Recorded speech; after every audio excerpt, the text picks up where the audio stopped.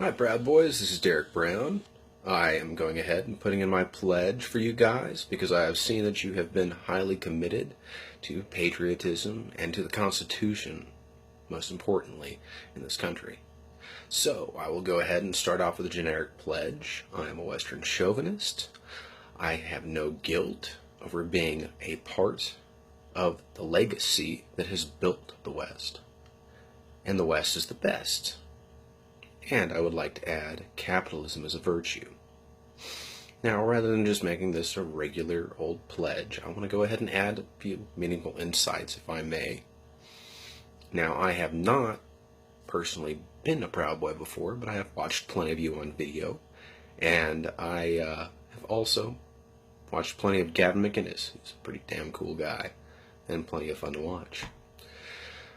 I figured it would be important to go ahead and actually address the phrase Western chauvinism, because it's a very triggering phrase, which is fantastic because the entire purpose of using it is to go ahead and attack the fundamental presuppositions that have been baked into the minds of these people who have about lost it at this point now and are becoming increasingly radicalized.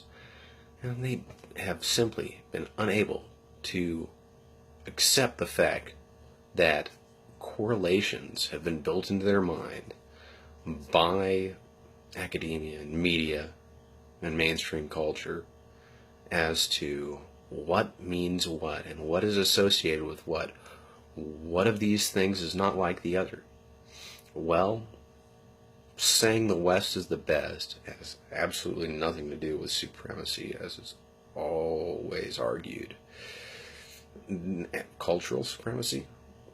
Well, sure, everybody who immigrates here actually agrees that the West is the best. Otherwise, they would not immigrate here. So, when speaking of the idea that the West is the best, we're making a qualitative analysis, which is what's important. The supremacy that we support is the supremacy of logic, reasons, facts, and evidence. We have lifted more people out of poverty. We have been at the forefront of civil rights.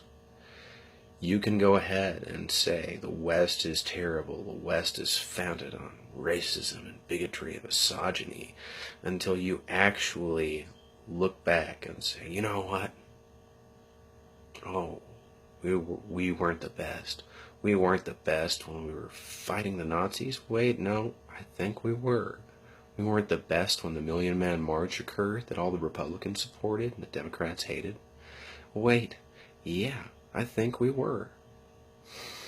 I think that the idea that we can take the sins of the past and judge the descendants by those sins, especially in a way that correlates back to race, is fundamentally racist, because the idea that people can be judged by the sins of their fathers is an extension of an idea which is valid. The best predictor of past behavior is future behavior. But as soon as you start to trickle that down through generations, your fundamental assertion goes from being that people are hard to change to genetics is a predictor of behavior, which is the core foundation of racism. It's why currently today, the descendants of slave owners are treated as savages and are not going to be any better, because we have a predictive capability off of that. It's no different than when people were ripped out of Africa, because the sons of savages aren't going to be any better. So if you were born into slavery, you're stuck in slavery today. The idea that the left can embrace civil rights with any degree of genuine concern when their core ideology is still the same as it was 200 years ago, it is ridiculous. And these are the types of truth that people like you and me are willing to bring to the forefront of people's consciousness, it's not going to work anymore to simply throw out straw man and pejoratives and ad hominems against people to win an argument. You're actually going to have to win with reason, facts, and evidence.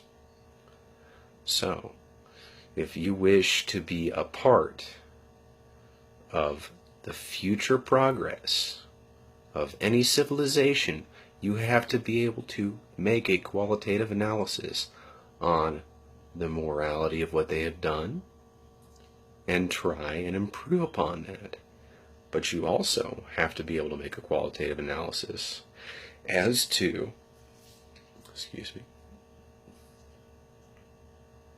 as to the successes that have been generated.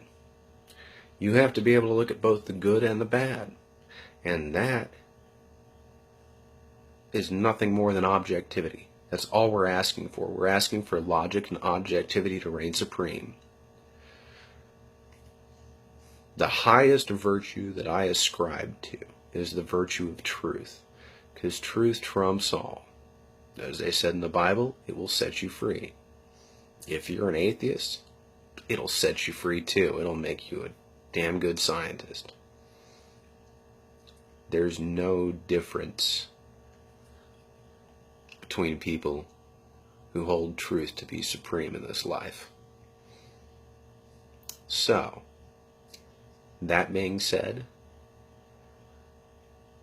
the truth is, no individual is more important than another without qualitatively having something to offer. And that relies upon an individual analysis. The smallest minority on this planet is the individual. And because of that, if we're really to have a social conscience, then we need to start treating people as individuals again, and not as some nameless, faceless number that's a part of a racial or ethnic or cultural stereotype. I want to forget about what you are as a label and start remembering what you are, or starting to discover what you are as a person. This is being humble to reality. That is far more important than being able to throw out a pre-planned argument. That is far more important than being able to have a gotcha, being able to make somebody look stupid. Being able to make somebody ask questions of you, or you ask questions of them, repeat back what they said to them, and make them start to question what they have to say. Make them start questioning what they have to believe. That is the path to actually reawakening the individuality of people within our culture that is so vital to getting through all the bullshit that is thrown at us from both sides in the media. So, if you find this pledge acceptable, if you agree with what I have to say here, then here is my pledge. Thank you.